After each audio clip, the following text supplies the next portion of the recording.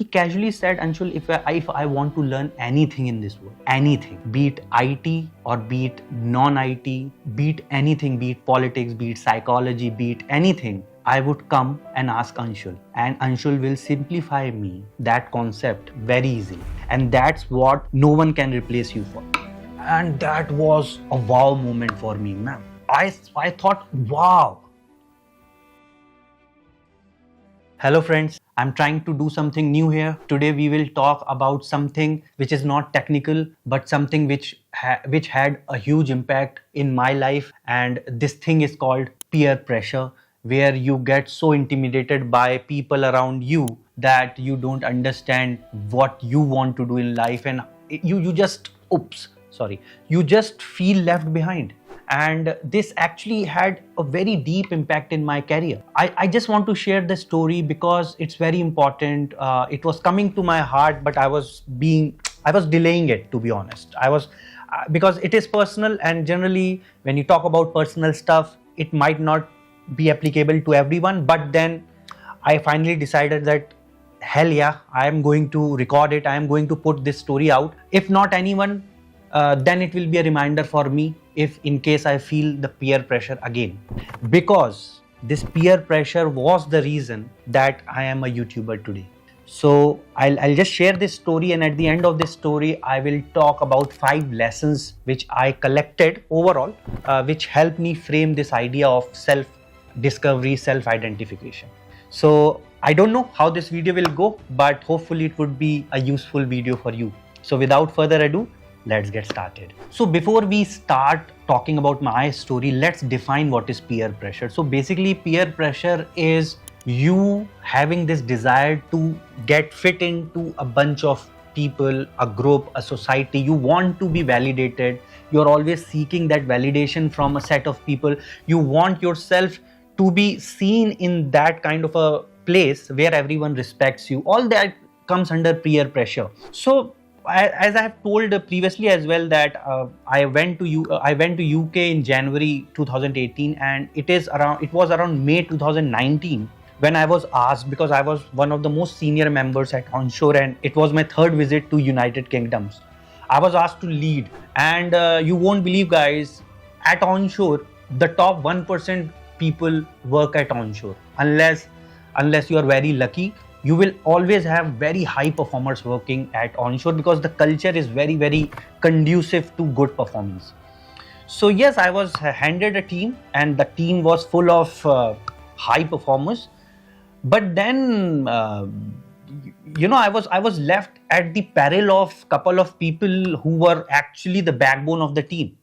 And if there is any escalation, if there is any issue, I had to rely on them, and they were busy in multiple things. So they were kind of not responding on time, and I was feeling very stuck. And then I started doubting myself as well, that why I am leading when I am not able to fix these issues myself, and they are not giving me time. And so all of that started happening with me. One day there came an escalation, and it was a big escalation for one of the failures which happened. I think it was a data pipeline failure which happened, and one of the resources who exactly knew how to fix it was busy in some project activity. And my boss, or rather I would say my leader, came to me, and he said, Anshul, what's the status? I said, sir, I'm just waiting for his response, because without him we don't have the functional knowledge to fix this. And that's when on the floor my leader said, that's why I always say that no one can replace X and Y. No one. And without them, we can't even run for a single day. And I was sitting like this. I was blank faced, and I was literally helpless. I felt, wow. So there's no point of me working then. So for a moment, I was quiet. I just thought, okay, what has just happened? Because it was on the floor. I was having this spotlight effect, and then it actually pierced through my heart, that criticism, which was actually a healthy criticism, because my leader was telling me that your team has this weakness where you are overly dependent on a couple of people. Then okay, that incident happened, and in the evening we all went for a couple of beers in a pub, and over the drinks we discussed what happened and all. And I was very upset, by the way. I was really upset because that line which he said, that no one can replace X and Y, was actually echoing in my ears again and again. Then I casually said, I told my leader that whatever you said in the, in the office today, I did not like it, because if I cannot replace them, they cannot replace me either. And it was actually it was actually coming from a fake ego. Okay, it was a fake ego, because he said the truth. He said the truth, and I was hurt. And actually, why I'm calling him a leader, uh, just to explain you, I corrected myself when I said he's a boss, because I want to make that distinction of calling him a leader, because he had this courage to take me out, sit in front of me, and listen to my contrarian views.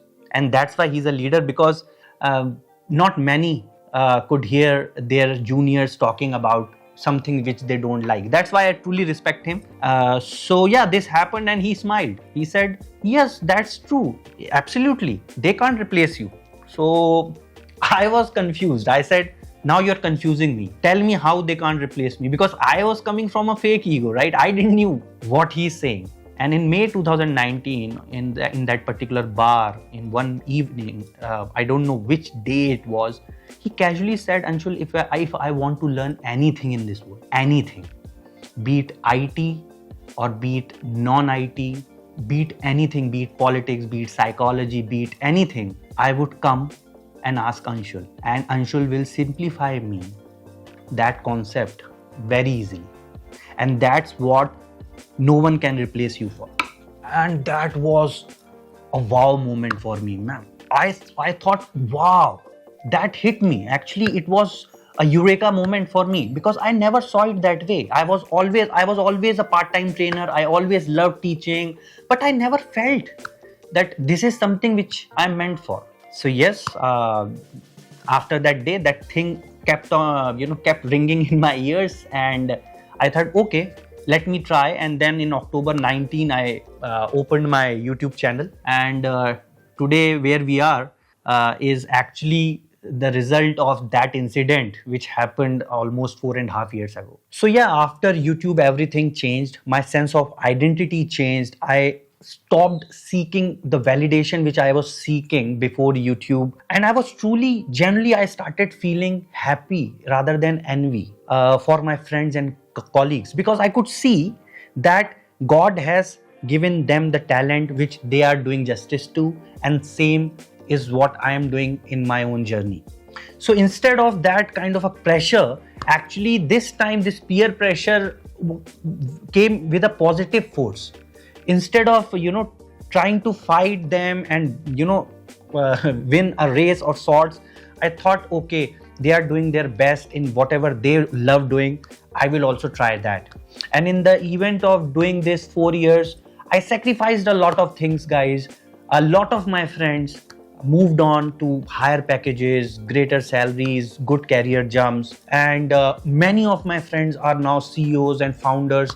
But I truly feel that I'm learning from them, and it is just a source of inspiration for me, because I'm on my own journey and I cannot replicate them and they can't replicate me, because God has not created us equal. That there was some reason behind it, right? Else he could have done the Xerox of one human being and done. Everyone has that unique thing. And once I discovered that, I found that self introspection leads to self discovery. And once you discover yourself, once you are into that zone of self discovery, automatically you increase your self confidence. So when I was doing this, I was very confident. I started enjoying my office work. I was really putting my efforts. I was putting all my efforts into my projects. I was really loving it, because I was not trying to get anything out of that particular job. Okay, because I was getting that sense of satisfaction from my side hustle, which is YouTube. So yeah, there's a famous quote of Lao Tzu which actually had so profound impact. When I read it, I think it's more than 3 4 years, but till today, whenever I feel like it, I just read it. I don't know I know it in Hindi, but I'll try to find how he said it in English or something. He was from China, so obviously not in English, but I think the quote was, when you truly become who you truly are, when you become who you truly are and does not compete or compare yourself with others, then society respects you. Such a deep thought. Because when you become who you truly are, there is no comparison, there is no competition. You are, in yourself, you are gifted, you are blessed. So yes guys, this was my story, and now I will talk about 5 things which I feel that helped me and that will always help anybody. 5 lessons or some pointers which I would want to share about peer pressure. Number 1 is, try to see if you can induce your passions into your profession. If that happens, nothing like it. I was lucky that I was in IT, and then I could also run a tech YouTube channel. It was kind of a mix, but sometimes that does not mix well. So we have to also understand that concept of ikigai, where your passion, if passion is a circle, and your purpose and profit, all these 3 where it intersects, that's where you should be focusing on. So anything without profit, just for passion or purpose, is mostly called as charity. You can't take it as a career also. So you have to find out something which falls right in the middle of these 3: passion, profit and purpose. Secondly, always stay connected with people who never judge you, who are always close to you, your loved ones, your close childhood friends, people who always see you the way you are and never put any kind of mirror or any kind of glass in front of them while seeing you. That always helps, because you can always go to those bunch of people and find some relaxation. The third thing which I want to suggest is, instead of calling this as peer pressure, try to frame it as peer inspire. Peer inspire means that you truly feel inspired when you see your peers growing, and learn from them, sit with them, understand what they are doing, which we can learn.